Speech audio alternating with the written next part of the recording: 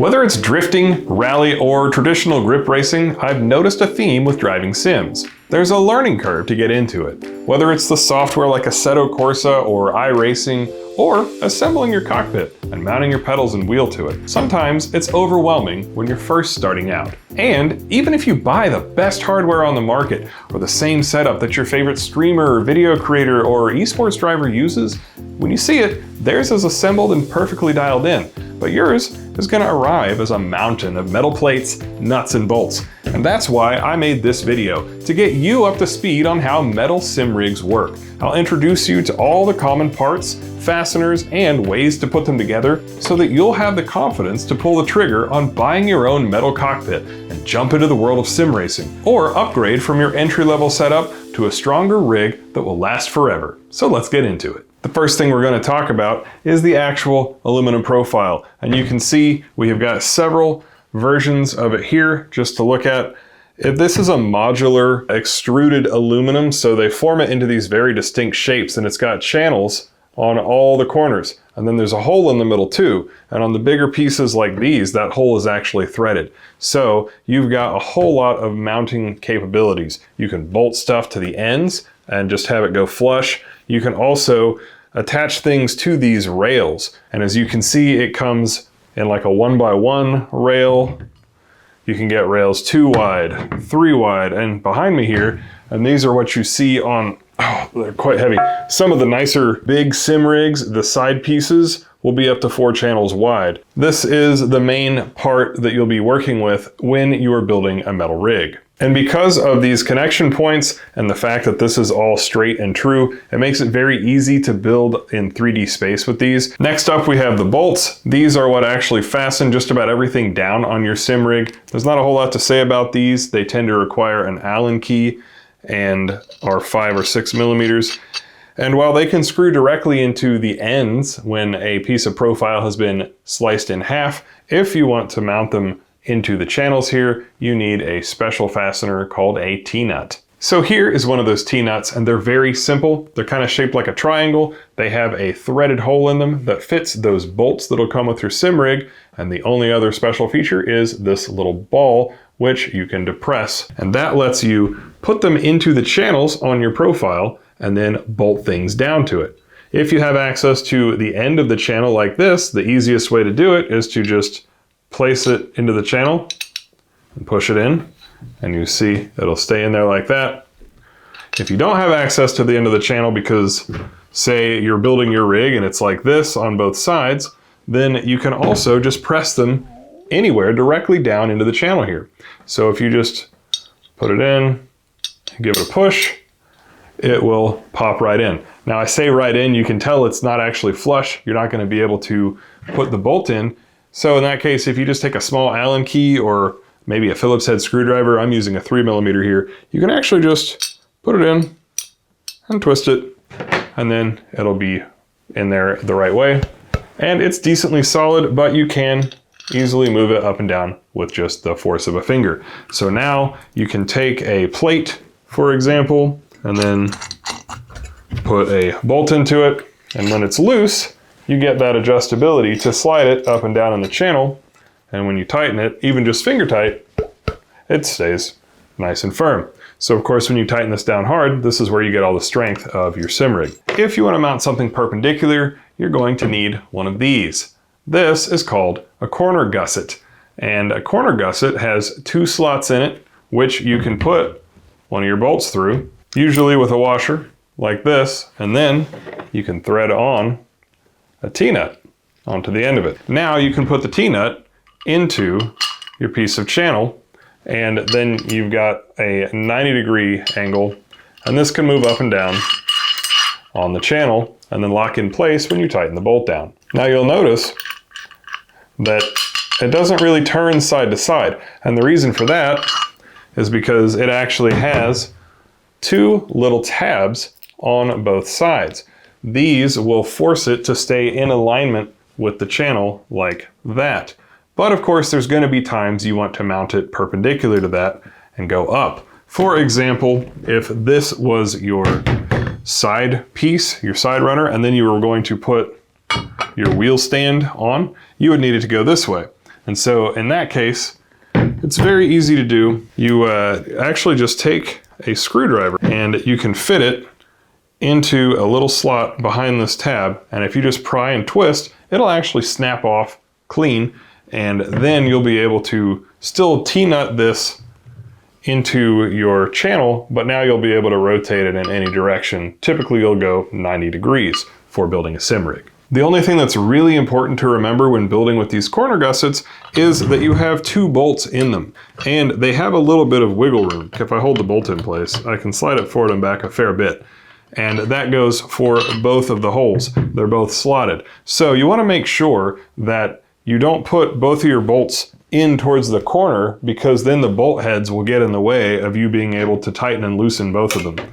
You'll end up in a situation where you have to completely take one bolt out and potentially hold this other component that's now hanging a bit more loosely in order to get to access the other bolt. Before we wrap up talking about all of the aluminum profile accessories, there's one last category, and that's basically dress-up parts.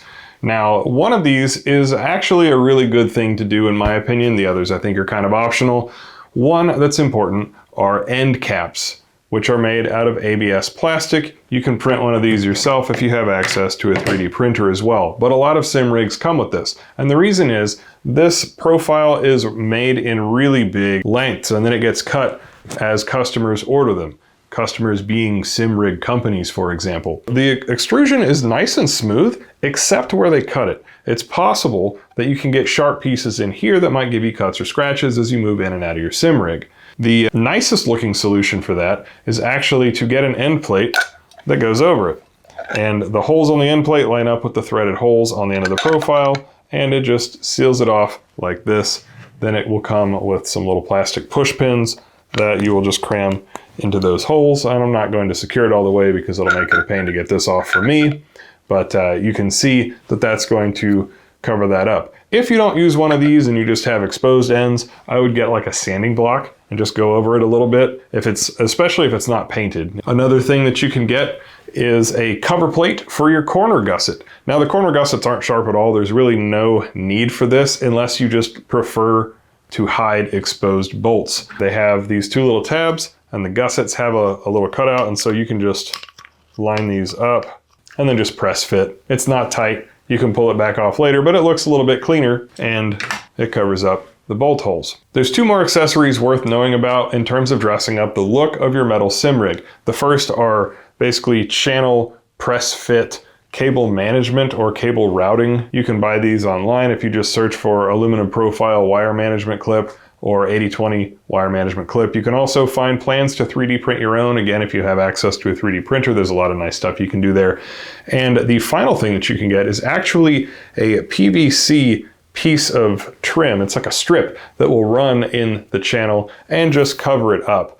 And it's not really necessary for a home use, but it will keep dust and dirt and debris out. Also, you can get them in different colors. So if you want to run like a white or a red racing stripe down the side of your sim rig, that's a good way to do it. Just search for aluminum profile channel covers, and I'll put links down in the description as well for some that I found online. Now, there are some instances where you can mount things, especially like your pedals, directly to the channel in your aluminum profile using T-nuts. But that is not the only thing that makes up a sim rig.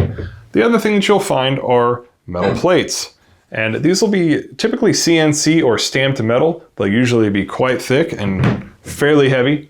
And they'll come for a variety of reasons. They're going to be specific to whatever sim rig you buy, but basically all sim rigs will come with at least some of these. You'll find them for things like pedal mounts, heel plates.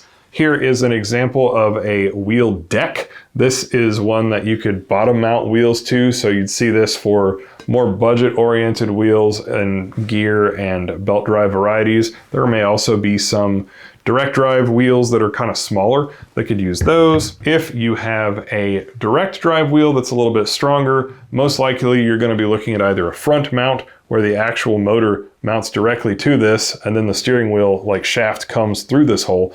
Or if you had a Fanatic like Podium or Club Sport setup, those have a side mount, and so you might find a plate like this. They will also have slots in them. So one thing I've seen that's pretty cool is for pedal plates, you'll actually have 2 slots, and that'll let you move the pedal plate up and down and pitch it forward and back as well. And in addition to brackets like these for your actual hardware, there's plenty of other accessories that use brackets as well. Stuff like a keyboard tray, a mouse tray, a hook for your VR headset if that's your game, and even cup holders and button box bracket mounts. So there's all kinds of stuff that you can find on the market. Now that covers all the parts of your sim rig. Quickly, I'm going to cover the tools that you're going to need to build one, starting with Allen keys. Typically, you'll need a 5 and a 6 millimeter. I recommend just buying a pack. I got this at Harbor Freight. It was like $6, and it comes with both a long and a short key. Another thing, if you want to step up the niceness a little bit, is actually to get like a cordless bit driver, and then you can get hex bits for those. So I've got my 6 millimeter bit here, and then you can just spin stuff in very easily. You will want a flathead screwdriver so that you can break off those aligning tabs for the couple of instances where you want to mount things perpendicular. And then last but not least, you're going to need a measuring tape. And it's nice to have a square. This is like a carpenter square, as well as a level. Now the tape measure and the square are both basically for the same thing. We can measure out and say, okay, this is at exactly 11 inches here, and over here, oh, it's at 11 and a quarter, so I've got it tilted. And so then you can adjust it. It'll be in those T-nuts and gussets, so you'll be able to just like bump it down a little bit, make it nice and straight before you tighten it down. The square is another easy way to do this. You can just put it into your connection, and basically you want it to be flush on all sides. If it doesn't quite fit, then it means that your angle is like too small. And if it fits and wobbles, then your angle is too wide as opposed to being a proper square. Last but not least is our level. And this is mostly for sim rigs that have feet or any sort of height adjustment, which a lot of them do, so that you can run cables underneath of the rig and out to power without having to run them like up and have them get in the way of your feet as you're getting in and out of the rig. And so for those adjustable height feet on a lot of sim rigs, you can just easily put this on here. You know how to use a level. That will help you make sure that your rig isn't at a slant, unless for some reason you just want it to look mean, or if it's a drift rig, maybe you want it at reverse rake angle for those big entries on Mahon. I don't know, it's up to you. Considering that sometimes the instructions on sim rigs aren't exactly clear, it'll help a lot to understand how to build with aluminum profile no matter what rig you end up buying. Now, whether you're getting your first sim rig or upgrading from entry-level gear, you may also be in the market for a direct drive wheel, which is one of the most important purchases you can pair with your sim rig to improve your driving simulator. But it's easy to end up paying for way more wheel strength than you actually need. So watch this video to learn what's right for you without wasting money. In it, I demonstrate force feedback from 2 Newton meters all the way up to 20, which is higher than most wheels on the market even go. And one last thing, if I helped you out, please subscribe. I want to use my real drift car to put tire marks onto a YouTube silver play button in a tandem session with my friends. I just think that'd be an awesome video, and I want to be the one to make it. Have a good one, guys. Peace.